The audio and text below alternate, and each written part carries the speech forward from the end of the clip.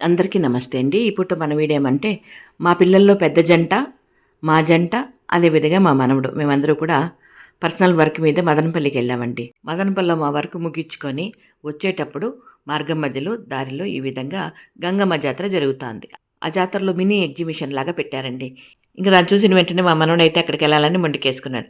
ఇంక అందరూ అక్కడికి వెళ్ళాం. తనతో పాటు కాసేపు మేము కూడా ఎంజాయ్ చేసాం. ఈ రకంగా జాతర అయితే ముగించుకున్నాం. ఇంటికైతే వచ్చేసామండి.